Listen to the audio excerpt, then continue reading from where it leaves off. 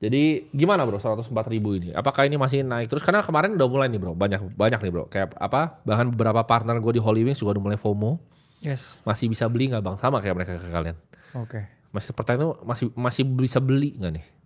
Oke. Ya. Apakah ada potensi koreksi dan apakah ini saat yang masih bisa beli? Oke. Karena mereka nanya itu terus bro. Dari 20.000 masih bisa beli nggak? 30 masih bisa beli nggak? Gimana bro?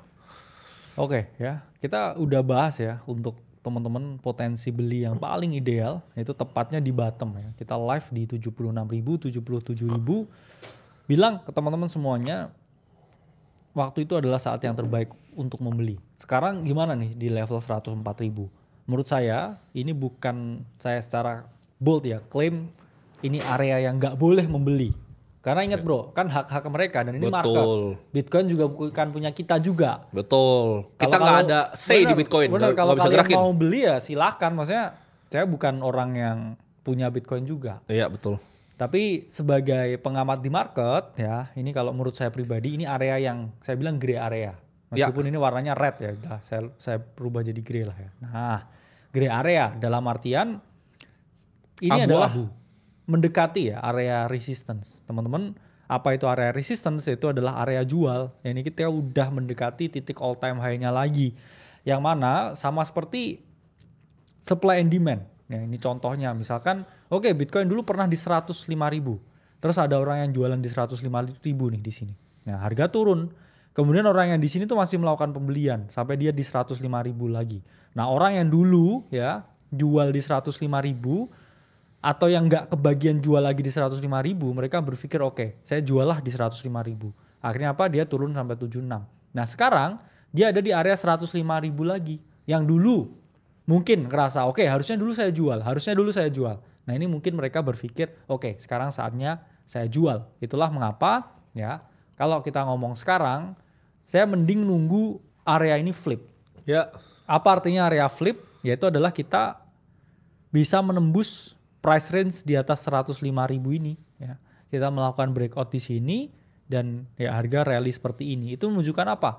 Kalau orang yang mau menjual di 105.000 yang dulu ini udah nggak ada lagi. Akhirnya mereka membiarkan orang yang di sini membeli, kemudian harga mengalami kenaikan. Ya. Terus orang yang melihat harganya tambah naik ya seperti mungkin teman-temannya Bro Timothy tadi, akhirnya oke lah saya beli lagi di sini ya. Kemudian mereka FOMO lagi, mereka beli lagi di sini hingga harga lebih tinggi lagi naiknya ya.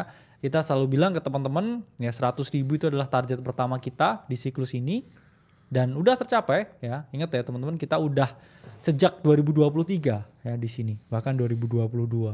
Dan kita punya target kedua sebenarnya di 120.000 yang mana ya kita berharap bisa tercapai pada akhir tahun ini. Yes. Nah, kalau mungkin teman-teman di sini yang masih pemula mungkin banyak yang bingung ya. Kenapa kita banyak menggunakan analisa teknikal? Karena Bitcoin itu adalah aset yang sedikit berbeda. Bitcoin itu cuma bisa dianalisa fundamental pakai pertumbuhan global liquidity, teman-teman. Yes. Jadi kalau lu pakai indikator fundamental lain menurut gua keliru ya. Jadi Bitcoin tuh kadang nggak ada hubungannya sama kapan barang ada di exchange atau barang di luar exchange, itu nggak ada hubungannya.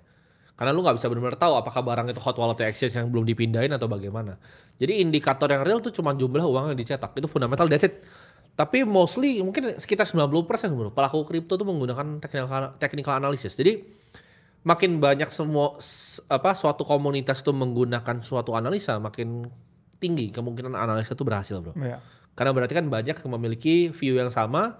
Karena market itu simple bergerakannya antara fear sama greed-nya manusia. Jadi manusia serakah atau manusianya ketakutan. Dan biasa makin banyak dipakai analisanya. Kalau semuanya analisa Bitcoin pakai ETA, maka analisa teknikal itu justru akan works. Dan selama pengalaman kita ya works bro ya. Ya orang bisa bilang ini ya self-fulfilling prophecy juga. Iya. Dalam artian ketika ada beberapa orang, sekumpulan orang, sekelompok orang yang percayakan tesis tertentu, orang lain cenderung mengamini dan ya rippling effect, semuanya mengamini. Betul. Dan akhirnya 76 jadi bottomnya. Betul. Sama waktu itu seperti kita lihat ya, ini kenapa waktu itu 76 kita bilang potensi bottom ya, itu adalah di monthly chart ya. Ada 13 EMA dan juga itu area order block ya di monthly chart.